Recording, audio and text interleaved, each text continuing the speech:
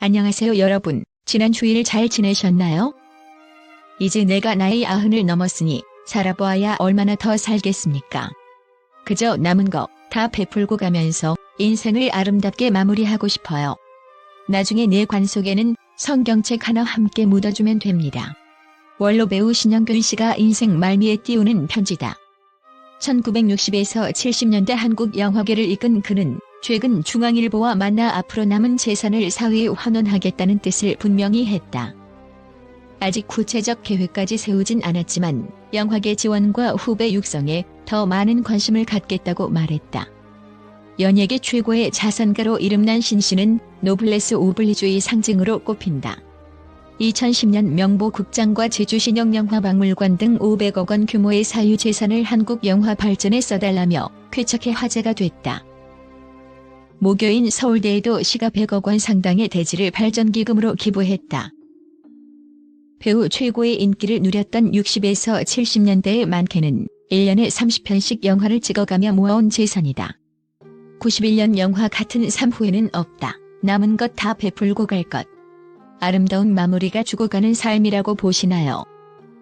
크진 않지만 내 노후 생활을 위해 조금 가지고 있는 것이 있어요.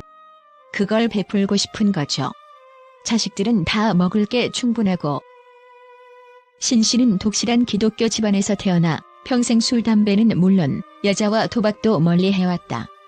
제가 조금 재미없게 살았죠. 그래도 원칙 하나만큼은 절대 놓치지 않았다고 자부합니다. 구순의 신 씨는 지금도 규칙적으로 산다. 오전 10시 서울 명동 호텔 28 사무실에 출근하며 하루를 시작한다. 호텔 28은 영화 촬영장 분위기가 물씬한 부티크 호텔로 28은 이곳 명예회장인 신 씨가 태어난 해를 가리킨다. 그의 삶을 돌아보는 첫 인터뷰도 이곳에서 진행됐다. 1m 72cm에 68kg, 회색 체키 정장의 중절모를 쓴 신 씨의 첫인상은 28년생보다 28 청춘에 가까웠다. 너무 젊어 보입니다. 건강 비법이 있나요? 한창 촬영할 때는 피곤하니까 초콜릿, 사탕을 많이 먹었어요. 40대 중반쯤 되니 당뇨가 왔어요. 그래서 단 음식은 주의하고 하루 5,000보 이상 걸으려고 노력합니다. 매일 오후 헬스장에 가서 1시간 이상 가벼운 근육 운동과 러닝머신을 해요. 당뇨 말고는 달리 불편한 곳은 없나요? 배우 시절 너무 소리를 질러서인지 기관지가 좀 안 좋은 것 빼고는 다 괜찮아요. 나이 먹으니 체중이 자꾸 줄어서 68에서 70kg 왔다 갔다 하는데 한창 시절엔 85kg까지 나갔어요. 신 씨가 2010년 사회에 내놓은 명보극장은 그의 보물이로였다. 1977년 8월 당시 7억 5천만 원에 인수했던 극장의 자산 가치가 40년 새 60배 넘게 뛰었다. 비싸게 받고 팔 생각은 안 해보셨나요? 누가 500억 원 줄 테니 팔라고 하긴 했었는데 내가 거절했죠. 지금 이렇게 좋은 일에 쓰면서 오래 보존할 수 있으니 훨씬 좋지 않나요? 다시 태어나도 배우의 길 가겠다. 신 씨의 기증재산을 토대로 2011년 신영균 영화예술재단이 출범했다.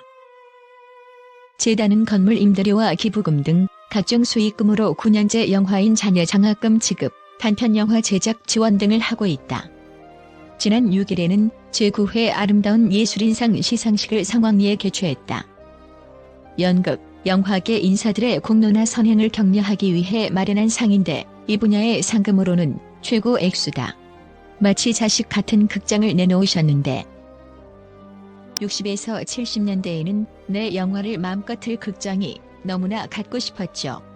하지만 이제 욕심이 없어요. 그저 마지막으로 내가 가지고 갈 거는 40에서 50년 손때 묻은 이 성경책 하나예요. 혜진아, 이걸 나랑 같이 묻어다오. 신 씨는 가족이 다 헤어진 성경책 한 권을 만지며 말했다. 딸은 그저 미소만 지을 뿐이다. 그가 가장 좋아하는 성경 구절을 소리내 읽었다. 고린도전서 15장 10절이에요. 내가 나 된 것은 하나님의 은혜로 된 것이니 내게 주신 그의 은혜가 헛되지 아니하여 내가 모든 사람들보다 더 많이 수고를 하였으나 내가 한 것이 아니 오직 하나님과 함께 하신 하나님의 은혜로다. 이런 말씀 때문에 오늘날 신영균이 있다는 얘기입니다. 허허. 한국 영화 전성기로 꼽히는 60년대는 배우 신영균에게도 황금기를 안겼다. 60년 영화 과부로 데뷔하면서 그간 연극으로 다져온 연기 실력을 단박에 인정받았다. 요즘으로 치면 벼락스타로 떠올랐다.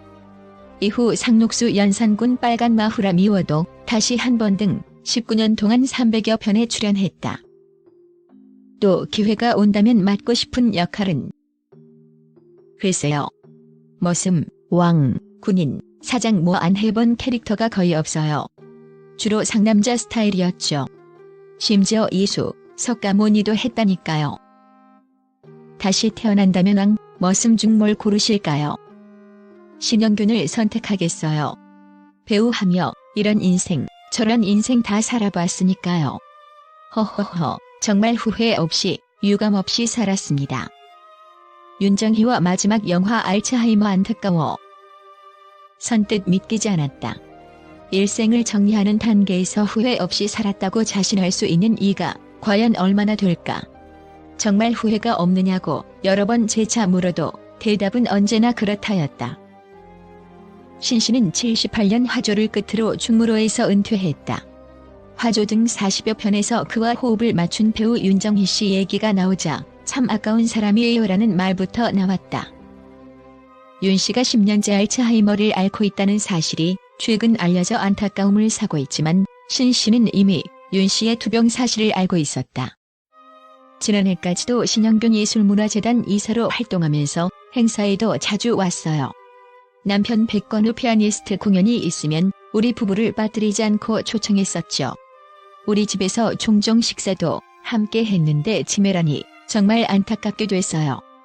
빨간 마후라 촬영하며 생사오가 왕년의 두 스타는 부산국제영화제 등 각종 영화 행사에서 나란히 레드카펫을 밟으며 돈독함을 과시하기도 했다.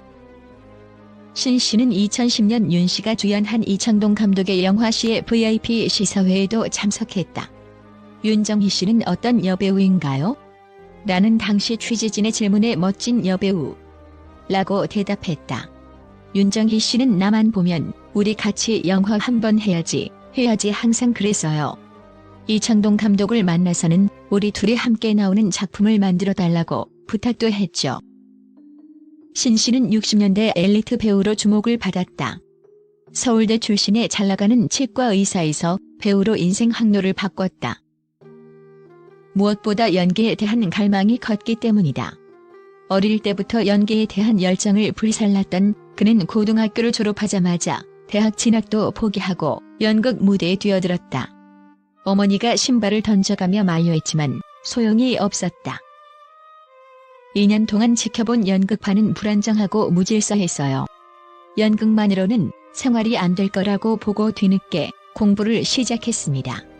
55년 서울대 치과대학을 졸업하고 2년 후 서울 회원동에 동남치과를 열었어요.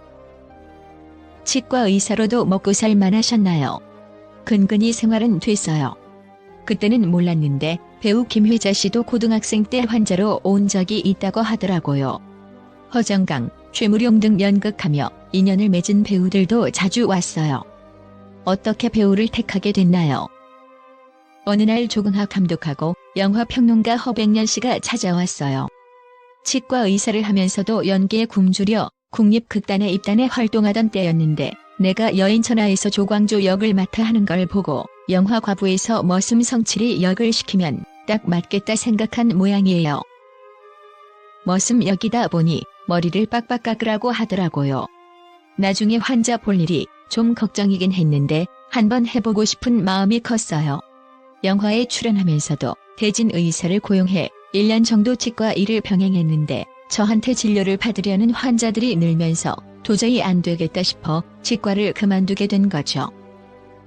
아내의 반대가 심했을 텐데요. 아내는 내가 치과 의사랑 결혼했지 딴 딸아랑 결혼한 거 아니지 않냐면서 결사 반대를 했죠. 그 당시 배우들은 스캔들이 워낙 많다 보니 아내도 그걸 걱정한 모양이에요. 나는 절대 그럴 일 없게 하겠다. 평생 한 여자만 사랑하겠다고 설득해 허락을 받았고 그 약속을 지켰어요. 실은 아내도 내 연극을 보면서 이 양반은 하나님이 주신 탤런트가 있으니 연기를 해야 된다 생각은 했다고 그래요. 60년대 영화 배우들은 사실 목숨을 걸고 일했다.